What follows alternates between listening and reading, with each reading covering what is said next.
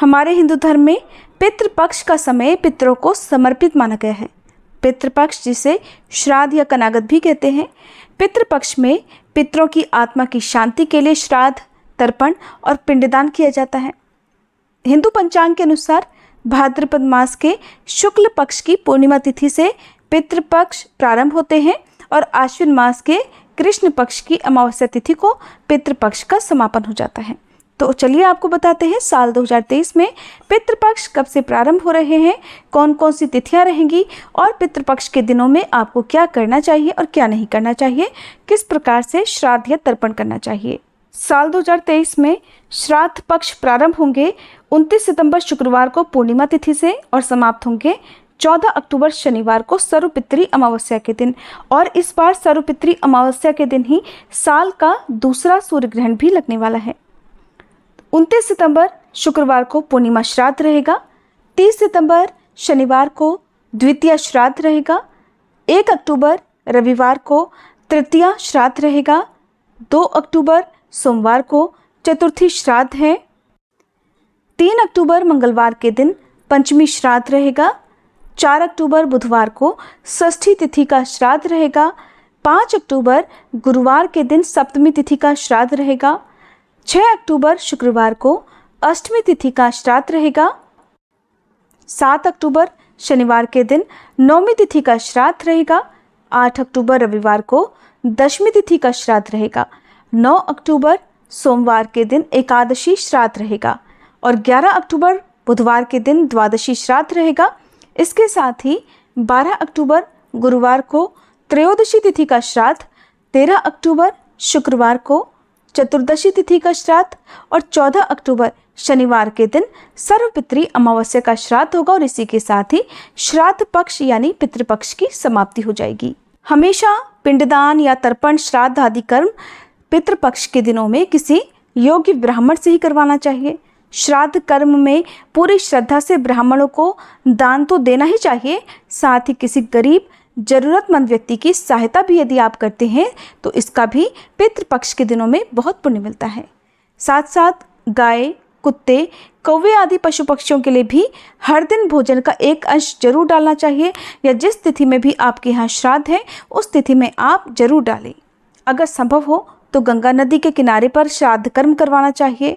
अगर ऐसा करना संभव ना हो तो आप घर पर भी इसे विधि विधान से कर सकते हैं। जिस दिन श्राद्ध होगा उस दिन ब्राह्मणों को भोजन जरूर करवाना चाहिए। भोजन के बाद अपनी सामर्थ्य के अनुसार दान दक्षिणा देनी चाहिए। श्राद्ध की पूजा हमेशा दोपहर के समय ही शुरू करनी चाहिए। योग्य ब्राह्मण की सहायता से मंत्रोच्चारण करें। पूजा के बाद जल से तर्पण करें। इसके बाद जो जो भोग लगाया जा रहा है उसमें से गाय, कुत्ते, कौवे आदि का हिस्सा अलग कर देना चाहिए और इन्हें भोजन डालते समय अपने पितरों का स्मरण करना चाहिए। मन ही मन उनसे श्राद्ध का भोजन ग्रहण करने का निवेदन करना चाहिए और अपनी गलतियों के लिए आपको हाथ जोड़कर क्षमा याचना भी जरूर करनी चाहिए। ऐसी मान्यता है कि पितृपक्ष के दिनों में हमारे पूर्वज, हमारे पितर कौवे के रूप में धरती पर आते हैं, इसलिए पितृपक्ष के दिनों में अपने घर की छत पर चिड़ियों के लिए, खासकर कौवों के लिए भोजन और पानी का एक हिस्सा जरूर रखना चाहिए। पंचबली भोजन का ब्राह्मण भोजन के साथ विशेष महत्व है। पूर्वजों को अर्पण करने का अर्थ होता है उन्हें जल देना। पितरों का ध्यान करते हुए हाथ में जल, कुश, अक्षत, पुष्प और काले तिल लेकर उन्हें आमंत्रित करें। इसके बाद उनका नाम लेकर अंजरी में जल भरकर 5, 7 या 11 बार धरती पर गिराएं।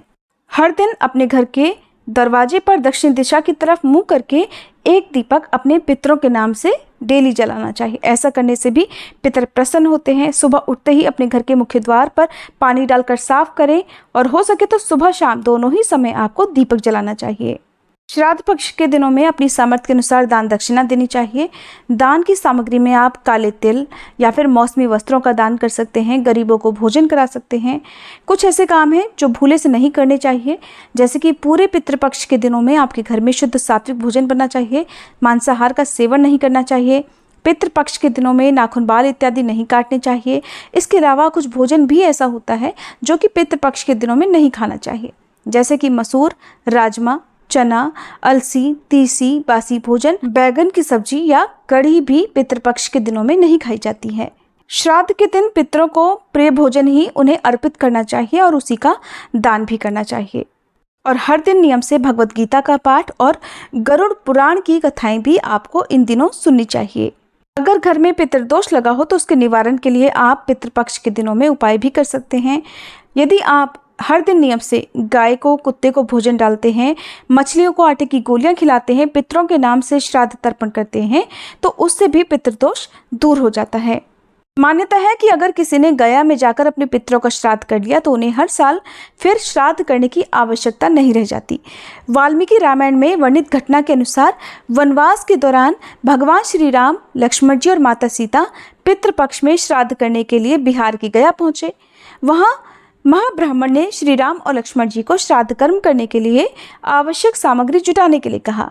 इधर श्री राम और लक्ष्मण जी नगर की ओर सामग्री लेने के लिए निकले। उधर सीता जी नदी के किनारे बैठी रहीं। राजा दशरथ की व्यग्रता बढ़ती जा रही थी। राम और लक्ष्मण नहीं लौटे। इधर श्राद्ध का मुहूर्त बीता जा रहा था और दशरथ जी ने भूख से व्याकुल होकर सीता जी से पिंड की मांग कर दी। सीता जी असमंजस में पड़ गई।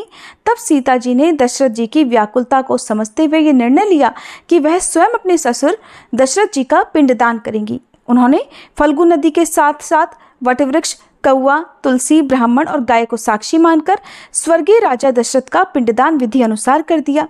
जैसे ही उन्होंने हाथ जोड़कर प्रार्थना की तो राजा दशरथ ने सीता जी के द्वारा अर्पित किया हुआ पिंड स्वीकार कर लिया।